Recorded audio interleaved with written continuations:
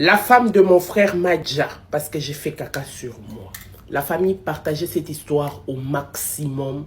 Et cette femme qui est sur la photo est recherchée. Vous avez cru quoi? Que j'allais vraiment oublier mon chapeau? Vous avez menti. Avant que je n'arrive dans mon hôtel à Dubaï, je les ai dit, le peignoir que vous allez mettre dans ma chambre, il faut qu'il y ait des indices rouges. Car le dehors est risqué. Cependant, comme j'étais en train de dire, excusez-moi si hier je n'étais pas en live à 21h30 comme prévu. C'était une journée champagnatique pour moi, trop des dîners avec des millionnaires et tout. Je ne vous mens pas et c'est vrai. Et voilà, ça m'a pris toute la soirée. Le champagne m'a fatigué, sérieusement. Et aujourd'hui, je suis avec vous. D'accord? Voilà. Donc la dame que vous voyez là est recherchée ainsi que son mari. Qu'est-ce qui se passe? C'est dans une famille. Papa et maman vont divorcer, donc maman va partir dans une autre ville, elle va voyager dans une autre ville. Papa reste avec les enfants, donc papa a été obligé, papa s'est senti obligé d'épouser une autre femme.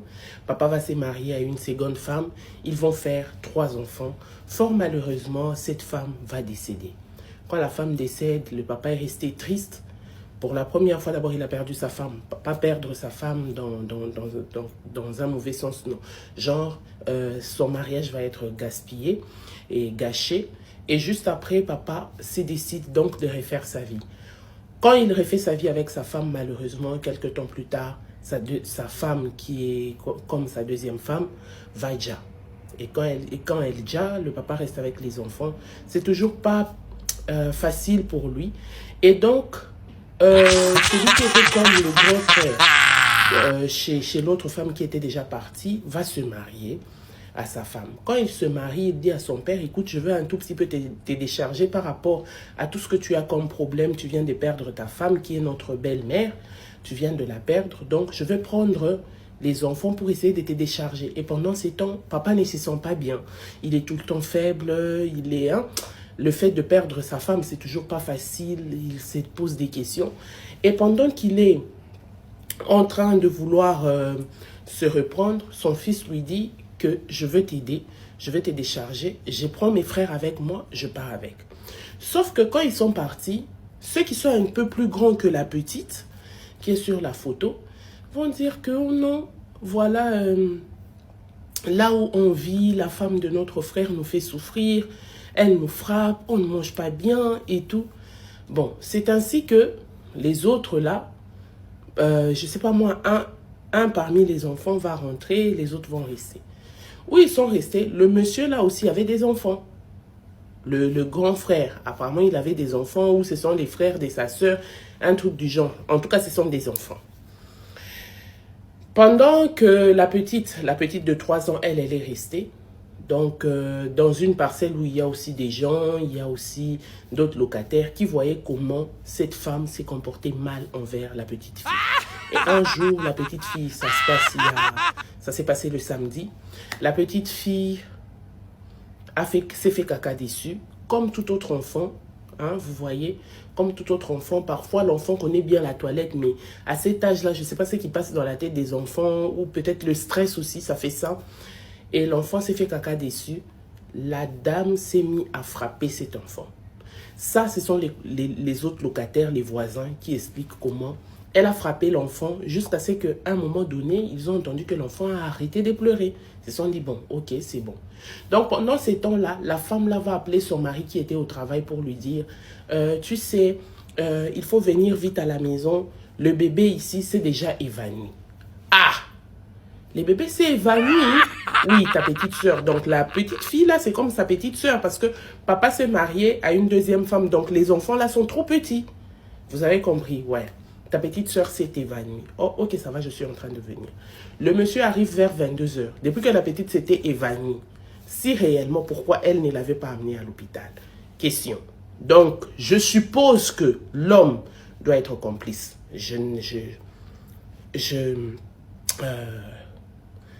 ne mets pas l'accent dessus, mais c'est pas possible. Toi, tu es l'homme, tu es au travail. Tu vas dire à ta femme, mais attends, si elle s'est évanouie, il faut l'amener à l'hôpital. Ils ne l'ont pas amenée à l'hôpital. C'est quand l'homme vient, au lieu de l'amener à l'hôpital, l'homme va soulever l'enfant pour aller l'amener chez dans sa famille, dans la famille de quoi ça, de la femme de leur papa, celle qui était décédée.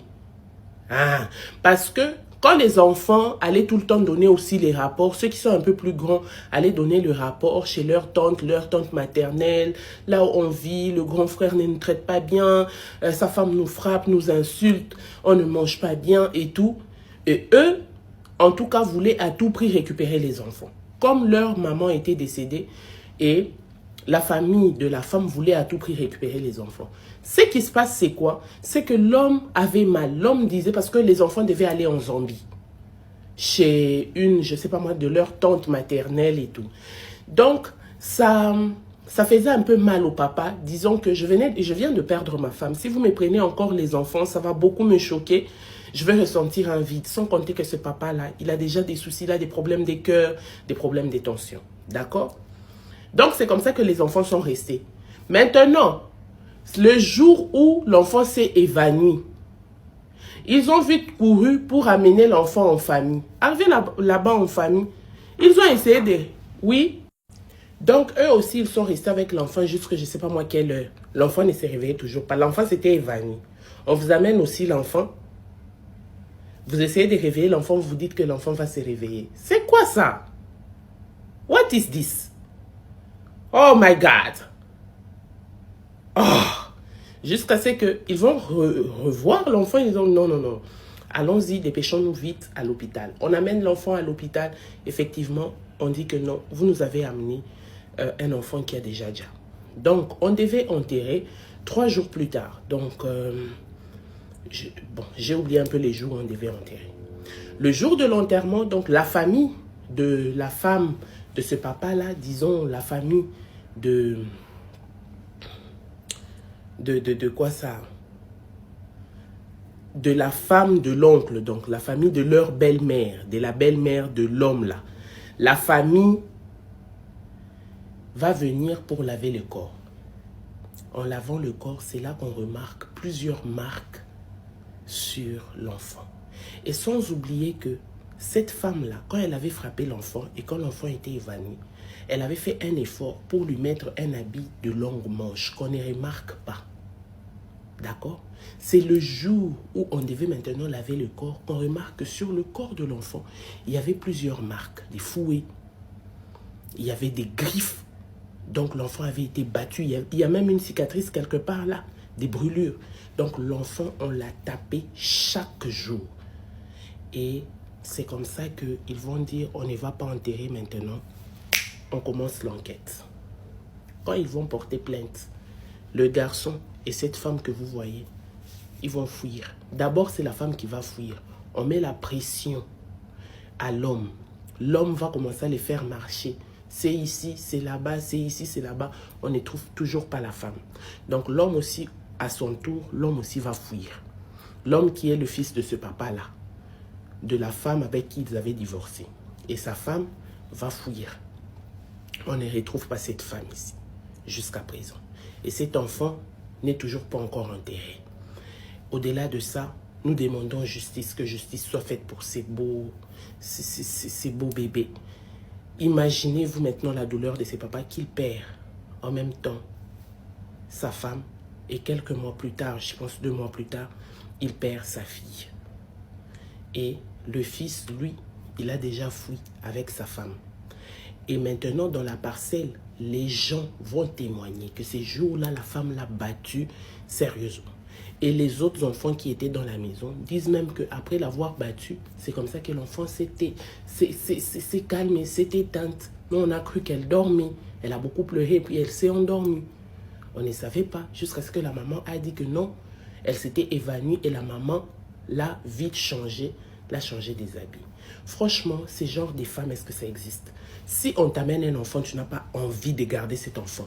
Pourquoi ne pas retourner l'enfant là? Moi, j'ai dû... Franchement, mais comment vous faites pour détester les enfants? Comment vous faites pour détester les enfants? Moi, je ne comprends pas. Donc, tu te lèves un bon matin. Regarde-moi son visage, on dirait Foufou qui a dormi. On doit arrêter cette fille ici. On doit arrêter aussi son mari. C'est pas possible. Ah mon Dieu, je suis choquée. Le dehors est risqué.